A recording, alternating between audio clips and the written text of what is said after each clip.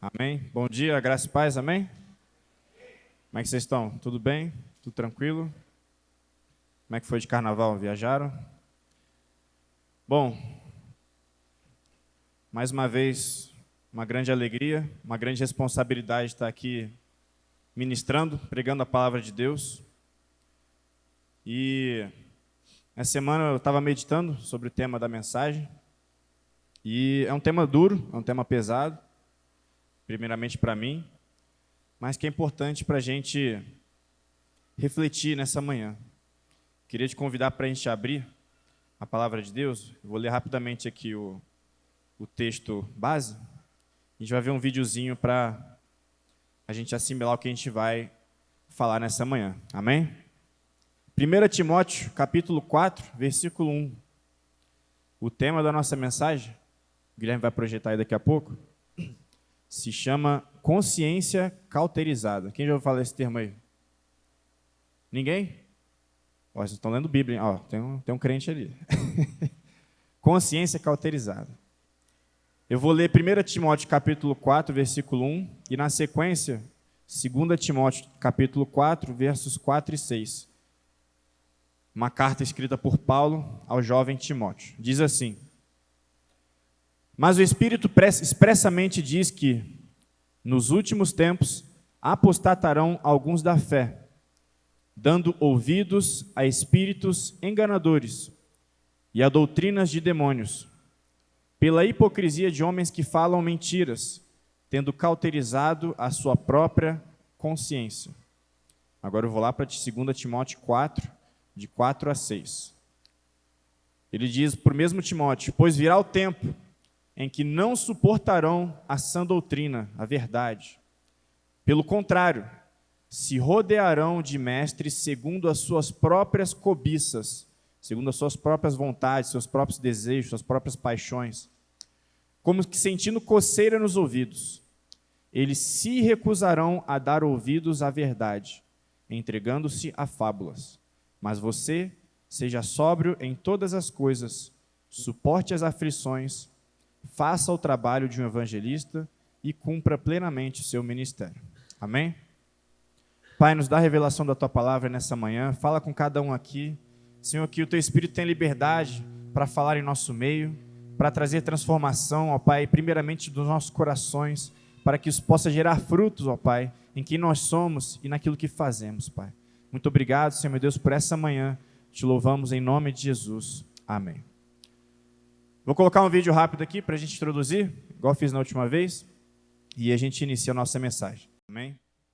Esse filme aí, para quem não conhece, acho que a maioria conhece, é A Paixão de Cristo. Foi muito bom, se você não viu, ainda mais nessa época, está chegando agora da Páscoa. Mas por que eu coloquei essa cena, né? Ontem eu fiquei meditando muito nela. Ela carrega um simbolismo muito forte. E tem muito a ver com o tema que a gente vai falar hoje, que é esse, consciência cauterizada. Aqui nessa cena a gente se depara com um texto muito famoso da Bíblia, né? Que é o momento onde a mulher adúltera ela é trazida pelos fariseus aos pés de Jesus para ser o quê? Apedrejada. Ela é pega em adultério, em pecado, de acordo com a lei de Moisés, ela precisava ser morta.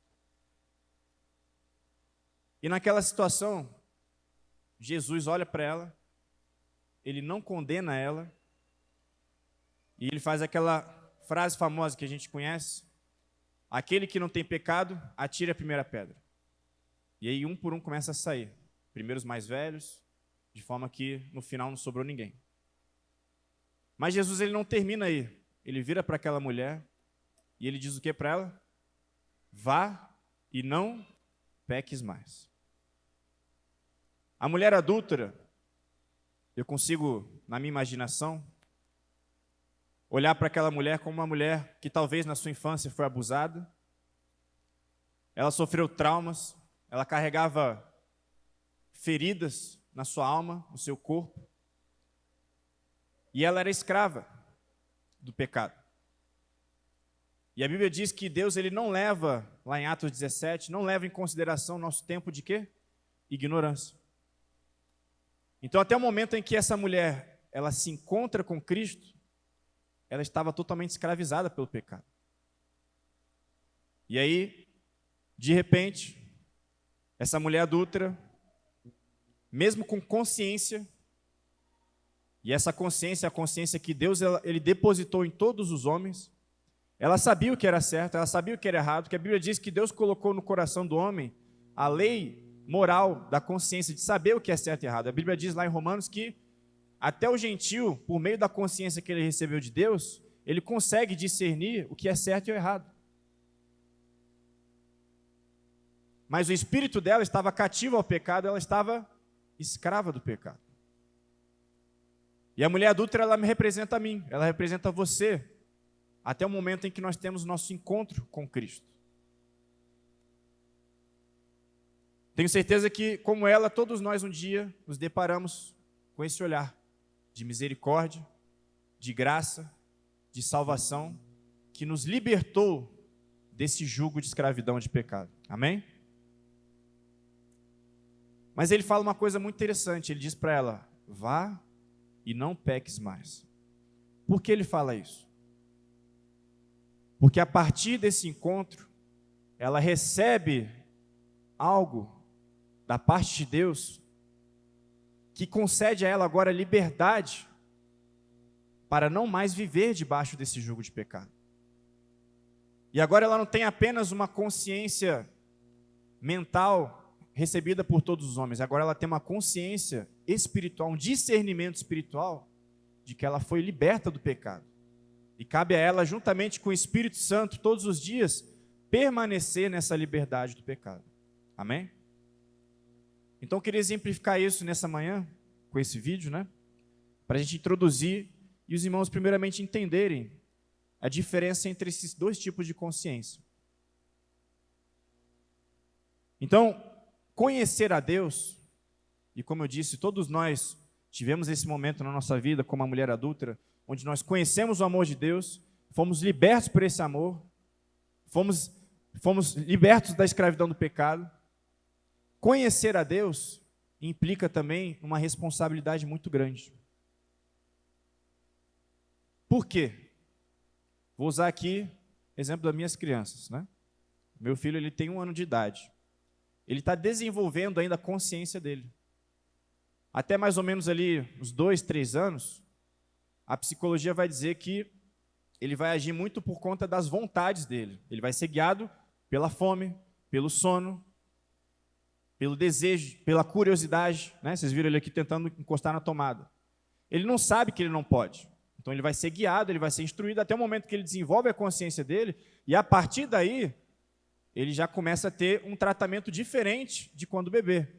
A minha outra filha, a Mariana, ela tem 4 anos. Ela já tem a consciência aguçada. Então como que eu trato ela? Eu não apenas corrijo e disciplino, eu tenho que educar ela. Eu vou ensinar ela, até a consciência dela, entender o que é o certo e o que é errado, para que a partir daí ela possa tomar uma decisão consciente, ou seja, ela vai desenvolver discernimento. E aí o tratamento com ela é diferente, porque a partir do momento que ela desobedece, que ela descumpre algo que foi ensinado, ela está fazendo aquilo de forma o quê? Consciente. Então, o conhecimento de Deus, quanto mais nós estamos em contato com esse Deus, quanto mais eu busco o Senhor, mais responsabilidade eu tenho. Onde que isso está escrito na Bíblia? A Bíblia diz assim, olha só, a quem muito foi dado, muito será o quê? Cobrado. Tiago 4,17 diz assim, aquele que sabe o que deve fazer e não faz, comete o quê? Pecado. Porque eu estou agindo contra a minha consciência. Mas se eu sou conhecedor de Deus, eu não estou apenas agindo contra a minha consciência, estou negligenciando um discernimento espiritual que Deus colocou dentro de mim. E nós não podemos ser negligentes nesse ponto. Nós não podemos agir como cristãos imaturos, como um bebê. Porque o bebê, como eu disse, ele age o quê? Por instinto. Ele faz o que ele quer. O adulto, ele não faz o que ele quer, ele faz o que tem que ser feito. Ou pelo menos deveria ser assim, né? Então, a consciência, ela está totalmente ligada à minha maturidade em entender quem eu sou em Deus, o que Deus depositou em mim, e o que Ele espera de mim. E essa consciência precisa ser desenvolvida em nós. Amém? Mas vamos lá. Eu li aqui Timóteo, onde ele fala sobre um tipo de consciência que foi cauterizada. Alguém sabe o que é cauterizar? Cauterizar vem no original de cautério, que remonta na época antiga a uma forma de marcar animais, gado, escravos, com aquele ferro quente. Então você ia lá, né? Você já deve ter visto isso aí. O dono do boi vai lá e coloca a marca dele no boi. Ele pega um ferro incandescente, coloca na pele do boi e ele cauteriza o tecido do boi. E quando ele faz isso, a pele ela se torna cauterizada, ou seja, ela se torna dura, morta e insensível. E é interessante, quando a gente começa a analisar o texto, e a Bíblia está repleta de textos que vão falar sobre essa consciência cauterizada, e ela vai estar sempre associada a falsos profetas e a falsos mestres. Então, o que é a consciência cauterizada? É quando eu, depois de ter essa revelação de quem Deus é, depois de ter a revelação de que eu fui liberto do pecado, de que eu não preciso mais viver debaixo dessa escravidão, agora, de forma consciente, com capacidade de discernir as coisas de forma espiritual, mesmo assim, eu decido fazer o quê? Agir contra esse discernimento. E isso é um perigo muito grande para a gente. A Bíblia diz que no final dos tempos muitos irão apostatar da fé por conta dessa consciência cauterizada.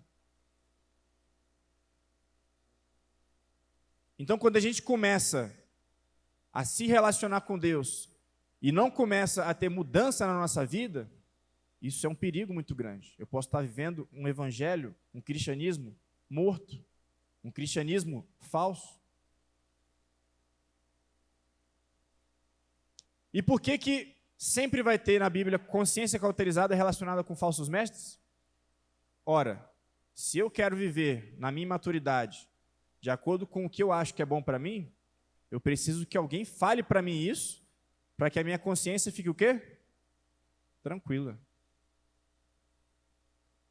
Porque ninguém gosta de pecar sabendo que está errado. Então o que eu faço? Eu começo a ouvir as pessoas que vão me fazer pecar de forma o quê? Tranquila, sem peso na consciência. E hoje é um perigo muito grande porque a gente tem acesso à informação de tal forma que eu consigo escolher o que eu ouço. E o ser humano ele tem uma tendência natural de só querer ouvir aquilo que lhe apraz. Nós temos essa tendência, e algo que você precisa refletir, e eu também, de associar o nosso entendimento, os nossos ouvidos, a uma predisposição emocional. Ou seja, se eu gosto do Tiago, eu vou ouvir o que ele tem para falar. Se eu não gosto do Lucas, ele pode falar a maior verdade do mundo. Eu vou estar disposto a ouvir ele? Não vou. Isso acontece muito no nosso contexto nacional, né? Polarização política. Exemplo. Vou dar um exemplo aqui, não vou me posicionar, mas só para vocês entenderem e usar um exemplo atual, né? Quem viu ali aquela conversa lá do Trump e do Zelensky? Acho que todo mundo viu, né? Quando você vai nos comentários desses vídeos, você vê nitidamente isso. Posicionamentos de forma emocional e não intelectual. Como que a pessoa ela faz? Ora, eu me considero uma pessoa conservadora, de direita, logo o Trump está certo e o Zelensky está errado. Não, eu me considero uma pessoa assim, assim assada, não vou com a cara do Trump, logo o Zelensky está certo. E ninguém está parando para analisar de uma forma profunda aquilo, de uma forma neutra, digamos assim. Porque nós temos essa tendência de só querer ouvir aquilo que a gente quer ouvir. Só que para a gente se relacionar com Deus, não é assim que funciona. Isso se chama soberba, isso se chama orgulho. E a Bíblia diz que Deus ele se opõe aos orgulhosos. Para eu me relacionar com Deus, eu tenho que estar disposto a abrir mão do que eu acho que é certo, do que eu acho que é melhor para mim, para viver a vontade de quem? De Deus. Mas se eu não estou disposto a fazer isso, e quero ter um relacionamento com Deus, eu caio numa área muito perigosa, onde eu posso estar achando que estou adorando a Deus, mas eu estou adorando o quê? Um ídolo criado pela minha imaginação. 2 Pedro, capítulo 2, de 17 a 20. Olha o que a palavra de Deus diz. Falando sobre os falsos profetas. Esses tais são fontes sem água. O pastor acabou de falar aqui, né, sobre a água parada, né? Esses falsos profetas, eles vão ter a aparência de que vão saciar a sua necessidade de ouvir a palavra de Deus, mas são água o quê? Fontes sem água. É igual você estar no deserto, você se deparar com um oásis, sai correndo, chega lá, era só uma visão do seu imaginário, né? Quando a pessoa delira no deserto. Não tem água lá. Névoas levadas pela tempestade, para os quais está reservada a mais profunda escuridão. Porque falando com arrogância, palavras sem conteúdo, então observe, a arrogância está ligada a isso. Porque esse tipo de profeta, ele não quer se submeter ao que Deus quer ensinar. Sem conteúdo, enganam com desejos libertinos de natureza carnal aqueles que de fato estavam se afastando dos que vivem no erro. Então a Bíblia está falando que esses falsos profetas, eles começam a pregar sem conteúdo e enganam, levando a pessoa que está querendo se desvencilhar do pecado a achar que viver de acordo com o seu desejo carnal está tudo bem. Prometendo-lhes a liberdade, quando eles mesmos são escravos da corrupção. Pois aquele que é vencido fica escravo do vencedor. Versículo 20. Portanto, se depois de terem escapado das contaminações do mundo, mediante o conhecimento do Senhor e Salvador Jesus Cristo, ou seja, exemplo aqui da mulher adúltera, ela conheceu o Senhor e Salvador Jesus Cristo, e ela foi o quê? Salva. Ela escapou da contaminação que estava prendendo ela. Ele diz, se esse pessoal conheceu o Senhor e Salvador Jesus Cristo, se deixam enredar de novo e são vencidos, o seu último estado se tornou pior do que o primeiro. Isso é muito pesado. Pois teria sido melhor que eles nunca tivessem conhecido o caminho da justiça, do que após conhecê-lo, voltar atrás e se afastar do santo mandamento que lhes havia sido dado. Com eles aconteceu o que diz o provérbio, muito verdadeiro, o cão volta ao seu próprio vômito. A porca lavada volta a rolar na lama. Então a Bíblia está dando um alerta muito forte para a gente aqui. Nós não podemos negligenciar o discernimento espiritual que Deus coloca no nosso coração. E por isso eu preciso buscar a Deus com esse coração humilde, cedendo pela vontade de Deus, não pelo que eu quero fazer. Se eu busco a Deus querendo fazer o que eu quero, vai ter gente para pregar isso. E aí pode ter certeza que esses ensinamentos vão levar você para um estado pior do que você estava quando conheceu o Senhor Jesus. E esse é um lugar muito perigoso. Quando nós resistimos à verdade de Deus, nós podemos incorrer no que eu considero um dos piores juízos de Deus para o homem, que ele descreve lá em Romanos, no capítulo 1. Ele diz assim, a ira de Deus se revelou contra toda a impiedade, no versículo 20, e injustiça dos seres humanos, que por meio da sua injustiça suprimem a verdade. Ou seja, eu quero viver na injustiça, eu quero viver no pecado, só que para isso eu tenho que fazer o quê? Eu tenho que suprimir a verdade. Quando eu faço isso, o que acontece? Porque tendo conhecimento de Deus, não glorificaram nem lhe deram graças, pelo contrário, se tornaram nulos em seus próprios raciocínios.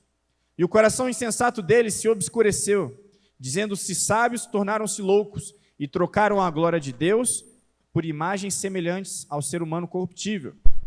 E ele diz, por isso, Deus os entregou à impureza, pelos desejos do coração deles, para desonrarem o seu corpo entre si. E no verso 26 ele diz, por causa disso, Deus os entregou a paixões vergonhosas. quando eu resisto à verdade, quando eu não quero me submeter em humildade ao que Deus tem para a minha vida, eu posso estar entrando num lugar perigoso, que é onde Deus ele vai me entregar às minhas vontades. Isso é a pior coisa que pode acontecer na nossa vida aqui na Terra. É viver uma vida entregue àquilo que eu acho certo e errado. E não me submeter à vontade de Deus. Isso é essencialmente o que prega o satanismo. Eu falei isso na última mensagem, mas é bom vocês entenderem. Quando a gente fala de satanismo, né, nosso imaginário está relacionado àqueles rituais, né, aquilo tudo e tal. Mas no fundo, quando você começa a estudar toda essa galera, né, que está envolvida com o satanismo, qual que é a verdade absoluta deles? Tem um cara que chama Aleister Crowley, que ele é considerado o pai do satanismo. Ele diz assim: essa é a lei. Faz o que queres, essa há de ser a lei. Esse trecho está na música do Raul Seixas, aquela sociedade alternativa, né?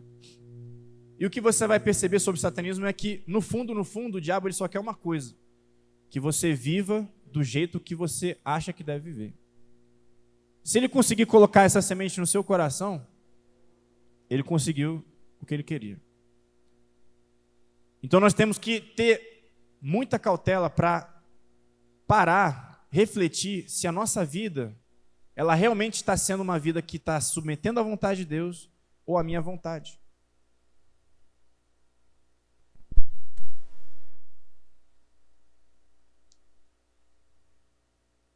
E agora eu gostaria de pegar esse entendimento, essa introdução, e trazer de forma prática para como isso acontece na nossa vida. Existem áreas da nossa vida que nós não queremos ceder à verdade absoluta de Deus. Entenda uma coisa: quando o seu filho ele aprende lá na escola que o mundo ele veio do nada, isso já é uma semente, né, maligna, para ele chegar à seguinte conclusão: ora, se o mundo veio do nada, se Deus não existe, quem é o dono do meu umbigo? Sou eu mesmo. Mas se Deus criou todas as coisas, então existem verdades que são absolutas, que foram criadas por Deus, e se um criador ele cria alguma coisa, existe uma vontade para essa criatura. E eu preciso entender o que Deus espera de mim. Só que para isso eu preciso ter humildade de me submeter, de chegar a Deus, de abrir mão da minha soberba e dizer: Senhor, faz em mim conforme o quê? A tua vontade. E a mensagem de hoje é para que cada um de nós possa olhar para dentro de si, da sua vida, da sua família, e enxergar quais são essas áreas que eu não quero, ou que eu estou resistindo a submeter à vontade de Deus. A primeira área onde nós corremos o risco de ter a nossa consciência cauterizada é na família. Pode passar aí, Guilherme, por favor. O mundo ele quer pregar um padrão de família, mas Deus ele tem princípios, valores, ensinamentos para o cristão cuidar e criar a sua família. Quando eu não me relaciono com Deus para buscar entender isso, de forma natural, eu começo a absorver o que o mundo prega. Pode ter certeza disso. Um exemplo: toda mulher hoje, ela nasce num contexto feminista. Você vai ser educada a ser feminista desde o começo, lá na sua escola, lá na sua faculdade. E se você não buscar de forma intencional amadurecer e entender o que Deus espera de você como mulher, o que você naturalmente vai fazer? Você vai viver de acordo com o que o mundo está pregando. E esses ensinamentos, eles têm entrado dentro da igreja. E eu preciso ter o quê? Humildade para reconhecer que eu não posso ser mulher do meu jeito. Deus ele criou você, a sua feminilidade, de uma forma muito específica para glorificar Ele. Deus te deu uma capacidade incrível de ser mãe para que você possa gerar frutos que vão levar o Evangelho, que vão dar continuidade à pregação do Evangelho. Isso é uma responsabilidade muito grande. Mas o que acontece hoje? As mulheres, as mães, elas não querem viver isso. Por que elas não querem viver isso? porque elas querem agir contra a consciência que Deus colocou dentro delas. Quando foi que nós consideramos mais importante cuidar de um bebezinho que igual está ali, ó? Toda a sua fragilidade, toda a sua pequenez, totalmente dependente. Quando é que a gente achou, entendeu que isso não é valioso? Esses dias eu estava num restaurante com as 3 crianças, né? E aí meu amigo ele me perguntou: poxa, mas e aí? Elas não dão trabalho, não? Eu sou muito tranquilo, né, com essas perguntas. Sou livre. Essa semana minha mulher recebeu várias desse tipo. Eu virei para ele e falei assim: tudo que vale a pena dá trabalho.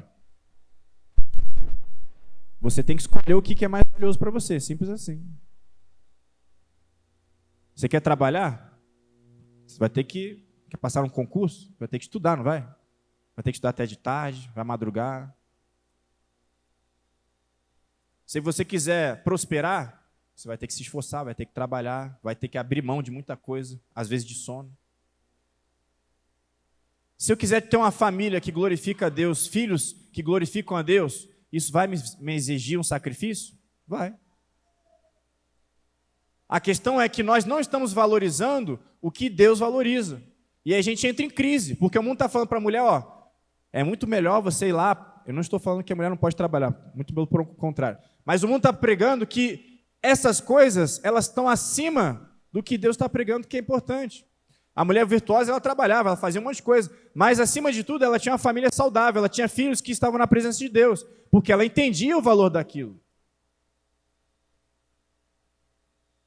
Mas a gente não quer esse lugar. Por que a gente não quer? Porque a gente não quer se submeter à vontade de Deus. Só que quando a gente entra nesse lugar de resistência, a gente pode cair num perigo muito grande. Ora, a Bíblia está falando, os filhos são herança do Senhor. Se eu perguntar aqui quem quer uma herança agora, todo mundo vai querer. Mas por que a gente não consegue internalizar isso? Porque nós não estamos dispostos a receber a verdade de Deus. Nós não estamos dispostos a viver o que Deus tem para a gente. E aí a gente fica igual Paulo, dando soco, né? Murro em ponta de faca. E a gente não consegue nem viver uma vida plena, porque a nossa consciência nos acusa, a gente não quer viver o que Deus tem, aí a gente faz tudo meia boca.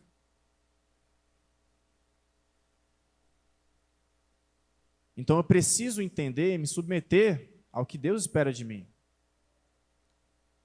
Ainda na família, o mundo hoje não quer educar os seus filhos. O que o mundo quer fazer com a educação dos filhos? Ele quer terceirizar isso. E isso começa a entrar também dentro da igreja. Como que isso entra dentro da igreja? Eu acho que a educação dos meus filhos é eu botar numa escola boa, é eu jogar eles na salinha no domingo e acabou. Está tudo certo. Mas o que a Bíblia diz? Ela vira e fala assim, ó, principalmente para os pais, não só para as mães. Quando a Bíblia fala sobre ensino da criança, ela se refere para o pai no Antigo Testamento. Ele fala só, você vai pegar a sua criança, você vai ensinar ela no caminho, de manhã, no café da manhã, na mesa, quando for almoçar, quando for jantar. Em todo o tempo você está ensinando a sua criança no caminho. E a Bíblia diz que quando eu ensino no caminho, quando ela cresce, o que acontece? Ela não se desvia desse caminho. Ensinar não é apenas corrigir, são coisas diferentes. A psicologia ela fala sobre isso, reforço positivo e reforço negativo. Se meu filho ele vem aqui, né, e eu dou um tapa na mão dele, falo para ele, não pode. Ele pode ser que ele vai entender o seguinte, olha, se eu for lá de novo, eu vou tomar um tapa. Quando esse tapa não estiver lá, o que vai acontecer? Ele vai lá. Porque ele não foi ensinado, ele foi apenas o quê? Disciplinado, corrigido. Então a responsabilidade de ensinar os meus filhos é minha, é da minha esposa, da minha mulher, né? Não vou falar mais esposa não, posso falar que é mulher. Só que o mundo ele não quer isso aí. O mundo quer cauterizar a consciência do pai de família no seguinte sentido: olha, estou pagando a escola, está indo no culto das crianças domingo? Acabou minha responsabilidade.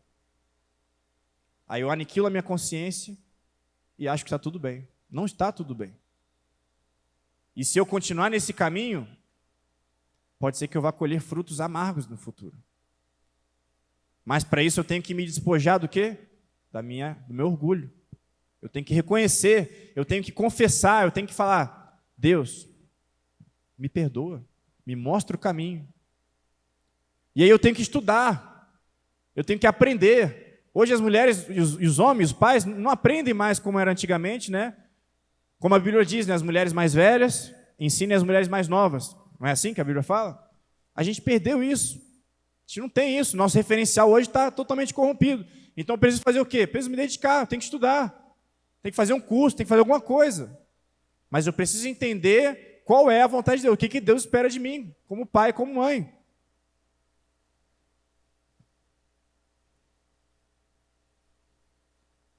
Vou falar um negócio polêmico aqui. O mundo vai dizer o seguinte: ó, seu filho está com transtorno aqui, seu filho está com problema ali.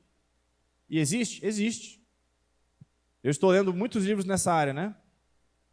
Sobre uso de celular, uso de telas.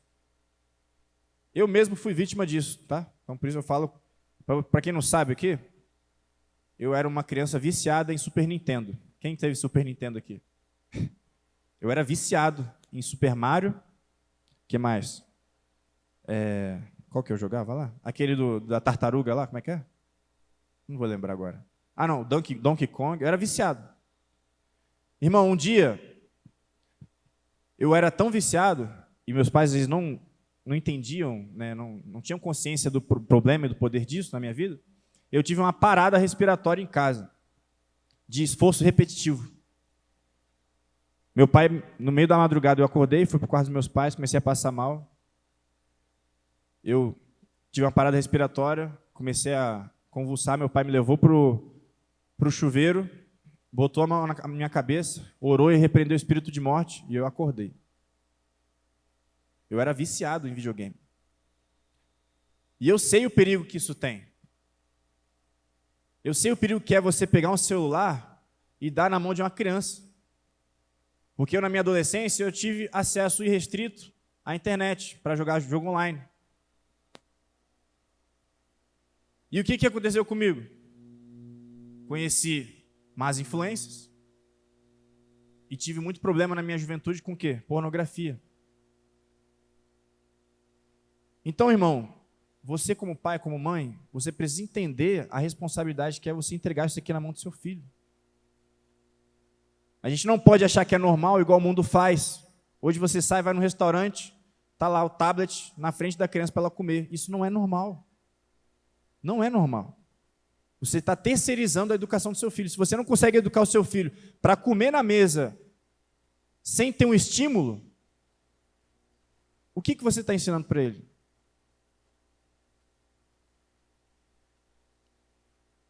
Então a gente não pode começar a achar que isso é normal, porque o mundo está fazendo. Ah, não, achei legal, a criança fica quietinha. Não pode ser normal. Para o cristão não é assim que funciona. Por outro lado, eu não estou falando aqui que seu filho não pode jogar um jogo. Não é isso que eu estou falando. É entender o equilíbrio nisso tudo. A Bíblia diz que nada de si mesmo é o quê? Impuro. Mas se eu não souber me posicionar, eu vou ser dominado, e eu não vou dominar sobre as coisas. Então a gente precisa tomar muito cuidado. Porque isso aqui, destrói a cabeça da criança de uma forma que vocês não têm noção. Eu falei sobre isso já na última pregação, né? A questão da dopamina, o estímulo frequente, aquilo gera um vício, a pessoa fica dependente, ela fica ansiosa. Pode perceber, olha para o seu filho, deixa ele assistindo ali, 1 hora de desenho.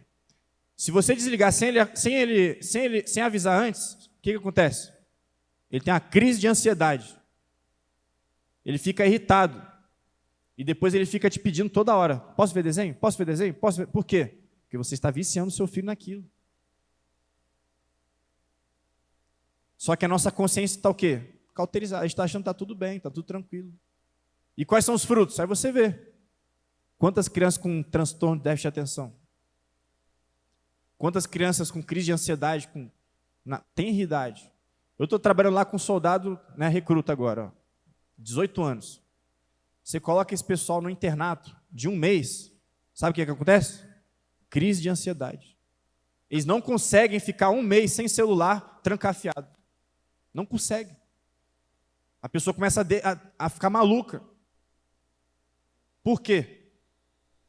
Por causa disso. Não aprendeu a lidar com ócio. Vocês viram aqui as criancinhas sentadas aqui com o livro, né? Enquanto o pastor falava. A criança ela precisa desenvolver isso. Criatividade. Saber lidar com ócio. Ficar tranquila. Só que se a gente não faz isso, se a gente não consegue parar o nosso coração 5 minutos para orar, como que a gente vai ensinar isso para os nossos filhos? Então nós precisamos refletir. Antes que a nossa consciência ela se torne morta, insensível no que tange a nossa família. Vamos avançar que nosso tempo está acabando. Pode passar, por favor, Guilherme. Consciência cauterizada nos relacionamentos. A Bíblia diz que, por muito se multiplicar a iniquidade, o que aconteceria? O amor se esfriaria. E nós estamos vivendo isso. Principalmente depois do Covid. Só um minutinho.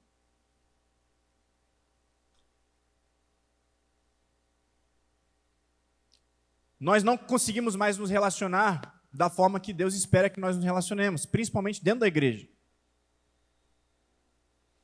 Tem um filósofo que chama Zygmunt Bauman, que ele descreve como que funcionam os relacionamentos atuais. Ele fala só, a gente vive uma geração que se relaciona de forma líquida, são os relacionamentos de bolso. Ou seja, o Lucas ele é meu amigo somente até o momento em que ele pode me oferecer alguma coisa. Ah, o Lucas é meu amigo, vou pegar aqui, eu estou precisando de tal coisa. Eu pego o Lucas, usei, eu jogo fora. Relacionamento de bolso. Ah, quero casar. Por quê? Ah, ela é bonita, eu estou carente, eu preciso de alguém para saciar minha carência sexual, minha carência emocional. Eu pego, caso, uso, deu 2 anos, eu descarto. Isso influencia a igreja? Com certeza. Mas se eu não estiver posicionado, não entender como é que Deus quer que eu me relacione com os meus irmãos, eu vou viver essa forma de relacionamento. Então eu preciso avaliar como eu estou me relacionando com os meus irmãos. Qual é o relacionamento que Deus espera de mim, de você? Ora, só a gente olhar para a igreja primitiva. A Bíblia diz que todos os dias eles estavam lá unidos na igreja, eles compartilhavam do pão, eles oravam juntos. Ou seja, eles tinham uma comunhão verdadeira, ou seja, tinham tudo em comum. A forma de pensar, a forma de enfrentar os problemas. Tudo era comum, isso é comunhão. Comunhão não é só um café da manhã ali. A gente não pode reduzir a nossa comunhão a um café da manhã. Comunhão exige tempo. Ontem a gente estava lá no aniversário, né, da Camila, da filha da Camila. Eu fiquei lá a tarde toda conversando com o Leandro. Foi um momento que eu tive para entender o que ele está vivendo, para ele entender o que eu estou vivendo. Quando eu conheço, aí eu posso o quê? Eu posso amar, eu posso servir, eu posso ser útil. Mas se o meu relacionamento é só chegar na igreja, oi, bom dia, paz, tudo bem? Tudo bem. E aí fingir um sorriso? Será que esse é o nível de relacionamento que Deus espera da gente? Será que é esse tipo de comunhão que a gente está vivendo? Ou será que Deus espera mais da gente como igreja? Porque é muito pesado você dizer que você é o meu irmão em Cristo. A gente não pode tratar isso com leniência. Qual é o tipo de intimidade que irmãos têm entre si? É de conhecer o outro. É de conhecer a vulnerabilidade um do outro. Tem uma frase que eu gosto muito uma cantora chamada Laura Sogueres, ela diz assim: em vulnerabilidade, relacionamentos fortes são forjados. Nada produz mais confiança do que ser guardião da fraqueza do outro. Qual é o nível do seu relacionamento com o seu irmão? De quantas fraquezas você é guardião para o seu irmão? Você pode chegar para o seu irmão e falar o que você está vivendo? Você pode pedir uma oração para ele? Você pode orar pelo seu irmão? Ou é só o pastor que tem que fazer isso? Então a gente precisa amadurecer a forma como nós nos relacionamos. Senão a gente vai começar a se relacionar igual o mundo se relaciona. É só para ir em restaurante, né? O mundo é amigo de bar, né? Mesa de bar. É só para sair para fazer coisa boa. Ah, vamos passear? Vamos. Ah, vamos isso? Vamos. Aí quando vê do nada, pum, aí explode um problema. Oh, meu Deus. Nossa, fulano traiu. Nossa, aconteceu isso. Nossa, você viu isso? Por que acontece isso? Por que vem esses escândalos? Porque a gente não se conhece de fato, de verdade. A gente está fingindo que a gente é irmão do outro. E eu gostaria de aproveitar esse momento agora, né, da programação, fazer um anúncio aqui. Semana que vem, a gente vai começar um pequeno grupo. Pequeno grupo voltado para casais, beleza? Então, no final aqui a gente vai botar a arte aqui, e aí a gente faz a divulgação. Tinha até esquecido de falar com o pastor. Mas a gente vai começar, por quê? Porque a gente... Ó, já botou aí, ó, benção. A arte ficou top, né? Foi o Reginho que fez, ó. PG de casais. Primeiro tema, amor de cinema versus amor bíblico. Gostaram? Hã? Afundar? Vai ser quarta-feira que vem, 7 da noite. Vai ser lá no condomínio lá do prédio, lá, Flamboyant Residência Prime, lá onde eu moro lá, beleza? Aí depois a gente pega os dados de quem quiser participar. Mas por que a gente está fazendo isso aqui? Porque a gente está discutindo lá no conselho que a gente precisa estar mais perto um do outro. A gente precisa ter um tempo para isso.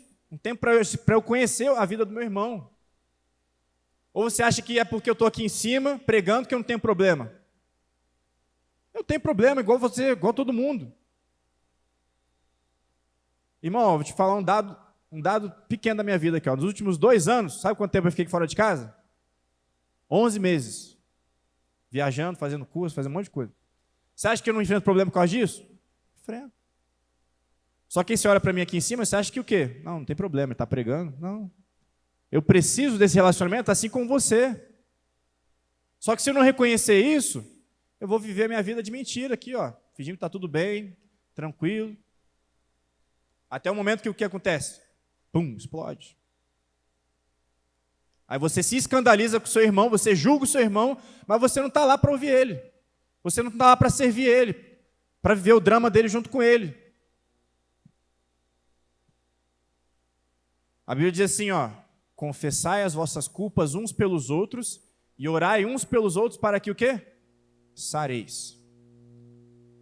A Bíblia não disse confessai as vossas culpas só para o pastor, pede oração para ele, você vai sarar. Ela fala o quê? Uns pelos outros. Por que ela fala isso? Porque o pastor ele tem um ofício. Mas cada um de vocês é membro de um corpo e tem uma função nesse corpo. Cada um de vocês tem um dom, tem um talento, alguma coisa que Deus colocou em você para abençoar o seu próximo. Se você não entender isso, você vai virar o quê? Um consumidor. E aí a gente parte para a próxima e último tópico aqui, que é a consciência cauterizada na nossa adoração. Esse texto aqui é forte. Abre lá em Isaías 1. Olha o que Deus vai falar para o seu povo. Isaías 1, versículo 10. O tema do texto é assim, ó, o culto hipócrita é condenado. Vou ler aqui rapidamente. Príncipes de Sodoma, escutem a palavra do Senhor. Povo de Gomorra, dê ouvidos à lei do nosso Deus. Com quem que Deus está falando aqui? Com Israel, não está falando com Sodoma e Gomorra. O Senhor diz, de que me serve a multidão dos sacrifícios que vocês oferecem? Estou farto de holocaustos de carneiros e da gordura de animais cevados. Não me agrado do sangue de novilhos, nem de cordeiros, nem de bodes. Quando comparecem diante de mim, quando você vem aqui domingo, quem requereu de vocês esse pisotear nos meus átrios? Não me tragam mais ofertas vãs. O incenso é para mim abominação. E também as festas de lua nova, e os sábados, e a convocação das assembleias. Não posso suportar iniquidade associada à reunião solene. As festas de lua nova e as solenidades, a minha alma as odeia. Já são um peso para mim, estou cansado de suportá-las. Quando vocês estendem as mãos, eu fecho os meus olhos. Sim, quando multiplicam as suas orações, não as ouço, porque as mãos de vocês estão cheias de sangue. Lavem-se e purifiquem-se, tirem da minha presença a maldade dos seus atos. Parem de fazer o mal, aprendam a fazer o bem, busquem a justiça, repreendam o opressor, garantam o direito dos órfãos, defendam a causa da viúva. Aí o Senhor diz: venham, pois, vamos discutir essa questão. Ainda que os pecados de vocês sejam como a escarlate, eles se tornarão brancos como a neve. Isso é um texto pesado. Mas Deus está confrontando uma adoração falsa. E eu preciso avaliar minha consciência, pedir discernimento espiritual de Deus, para saber se eu não estou vindo aqui todo domingo e entregando uma adoração vã para Deus. A Bíblia está falando aqui que Deus não suportava mais aquele povo, o povo dele adorando ele. Por quê? Porque eles estavam vivendo segunda, terça, quarta, quinta, sexta, sábado no pecado, negligenciando os mandamentos de Deus. Aí chegava no domingo para fazer o quê? Vamos fazer agora uma média aqui. Vou fingir que estou adorando a Deus, vou levantar minhas mãos, vou levar lá o meu dízimo, a minha oferta, né? Vou fingir que sou crente, vou botar meu palavreado. A paz do Senhor, irmãos, bom dia, tudo bem, graça e paz. Acabou. Começa segunda-feira, aí eu vou lá. Peco contra a minha mulher, volto para a pornografia, ignoro os meus filhos, sou um péssimo profissional, mas domingo eu estou lá, adorando ao Senhor. O que eu estou fazendo com a minha consciência? Eu estou destruindo a minha consciência, perdendo a sensibilidade de cair em si e de confessar o meu pecado. Deus está falando, olha só, o órfão está desamparado lá, a viúva está desamparada, seu irmão está precisando de você, sua mulher está precisando de você, seus filhos estão precisando de você, e você está querendo vir aqui adorar e achar que está tudo bem? Não está. A gente precisa refletir sobre qual é o tipo de adoração que a gente está entregando a Deus. Quem está achando que adorar a Deus é vir aqui domingo e cantar, não é isso. Culto a Deus é vida diária. Deus, ele não se agrada de sacrifício. Ele falou isso aí lá no Antigo Testamento. Falou lá para Saul, lá por meio de Samuel. Inclusive, quero recomendar aqui, ó, sério, ó, Rei Davi, Amazon Prime. Muito bom, pode assistir. Quem já viu aí? Ó, estão vendo muito Big Brother, tem que ver série crente. Aí mostra lá, Samuel. Saul tinha recebido a ordem de Deus, ó, mata todo mundo, não deixa ninguém. Aí ele foi lá, pegou os espólios, guardou o rei Amaleque. O nome é difícil, é Amaleque, né? Aí Samuel chega lá e fala, ó, eu não falei para você, Deus não falou para você fazer isso? Não, mas veja bem, eu estava querendo fazer isso para agradar o povo, para adorar a Deus, vamos ofertar para Deus. Ele falou, não, eu não quero sacrifício, eu quero o quê? Obediência. Deus se agrada de quê? Obediência. Eu não posso anestesiar a minha consciência diante de Deus, achando que por estar vindo aqui no domingo, adorando Ele, que está tudo bem. Não está tudo bem. Se eu estou desobedecendo, não está. E a Bíblia está alertando a gente, eu preciso alertar vocês, porque é muito fácil eu chegar aqui e pregar, Deus vai te abençoar, está tudo bem, glória a Deus, Deus vai te prosperar. Isso para mim é muito fácil. Só que eu vou ser julgado por isso. Eu não quero chegar diante de Deus, igual o pastor falou aqui, porque eu vou dar conta da igreja também. Pregar aqui é uma responsabilidade. Eu não estou aqui para massagear o seu ego, não estou aqui para isso. Então a gente precisa refletir se a minha vida diária, de segunda a sábado, está glorificando a Deus. Se a minha vida em casa é um culto a Deus. Se o meu trabalho é um culto a Deus. Tudo que eu faço deve ser para quê? Para a glória de Deus. Domingo não é um momento que eu agora parou, vou glorificar a Deus. Não, é o tempo todo. É no trânsito. É o tempo todo.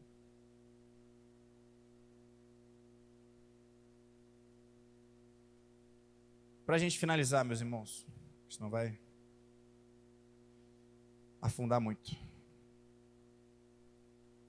Só o Espírito Santo de Deus, ele pode amolecer um coração que está ficando de pedra. A Bíblia diz, só um coração humilde, sedento, ele pode receber esse toque de Deus. A Bíblia diz que Deus, ele resiste aos soberbos. Deus resiste ao orgulhoso. Aquele que não quer abrir mão da sua vontade. Esse aí ele resiste. Mas ele dá graça a quem? Aos humildes. Amém? Quero te convidar para ficar de pé. Eu queria colocar em prática hoje, né? Eu falei isso aí com o pastor antes.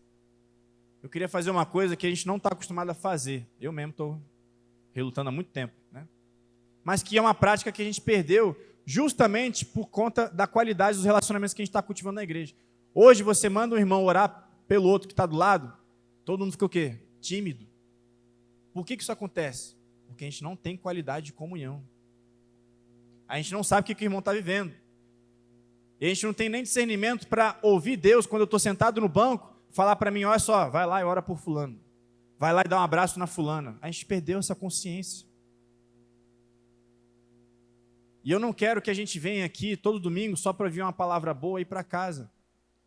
A gente precisa se relacionar, a gente precisa estar junto um do outro, a gente precisa conhecer as mazelas um do outro. Eu tento quase todo domingo, né, chamar alguém para ir lá para casa para comer, para fazer alguma coisa, porque eu reconheço que eu preciso me relacionar, eu não posso ficar no meu mundinho. Não posso vir para a igreja só para consumir. Eu preciso amadurecer. Quem consome é o quê? É criança, é bebê. A gente precisa romper disso e começar a ser um agente o quê? Ativo dentro da igreja, dentro da minha família. Então, nessa manhã, eu quero que você se despoje da sua timidez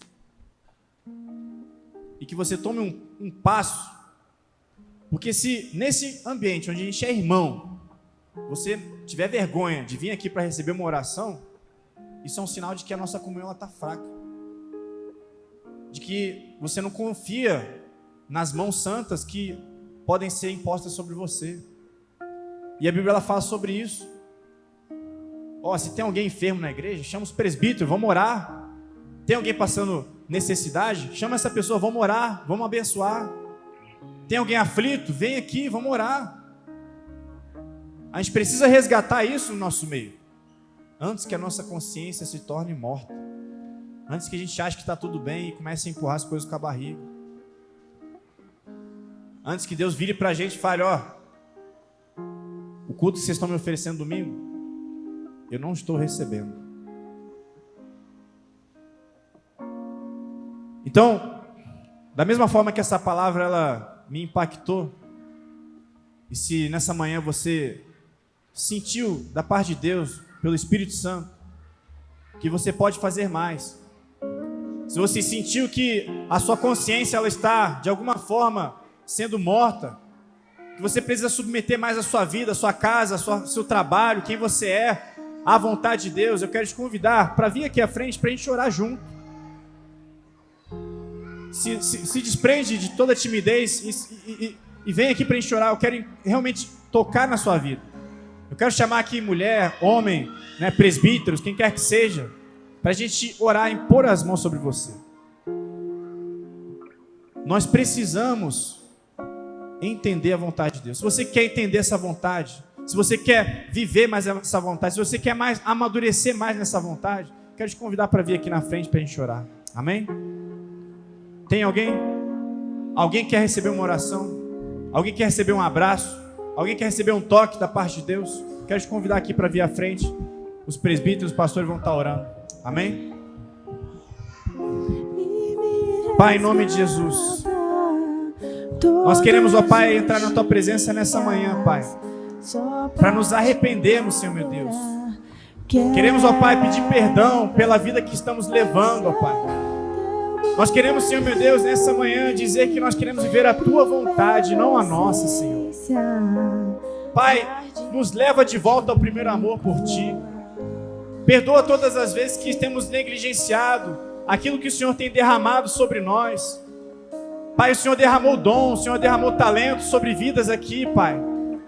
E nós não queremos enterrar esses talentos, nós queremos, ó Pai, ser bênção na vida do outro, ó Pai. Senhor, em nome de Jesus, nós queremos orar por aquele que está aflito, por aquele que chegou aqui nessa manhã precisando de um toque do Senhor, Pai.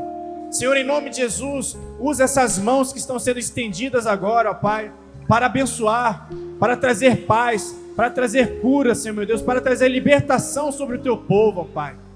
Pai, em nome de Jesus, nós declaramos vida neste lugar, nós declaramos a Tua salvação neste lugar, e Te pedimos em nome de Jesus, ó Pai, abre os nossos olhos, Senhor meu Deus, abre os nossos olhos espirituais, para que possamos contemplar a Tua vontade, Pai, que o Senhor tem para nós é bom, é perfeito, é agradável e é eterno para a nossa vida, Senhor meu Deus. Pai, nos livra de viver uma vida voltada para o nosso próprio umbigo.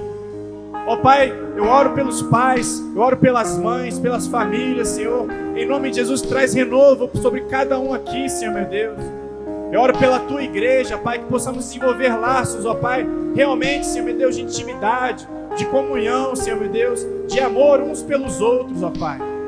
Pai, tira toda a frieza do nosso coração, incendemos com Teu fogo nessa manhã, Senhor meu Deus. Pai, em nome de Jesus, fala com cada coração aqui.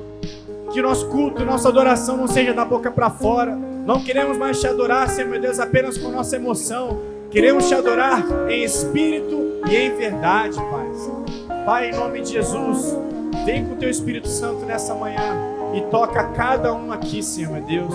Nós cremos no Teu agir, nós queremos viver o Teu agir, queremos, ó Pai, fluir no Teu agir, Pai. Por isso fala, Pai, Senhor meu Deus, para cada coração aqui. Eu Te agradeço, ó Pai.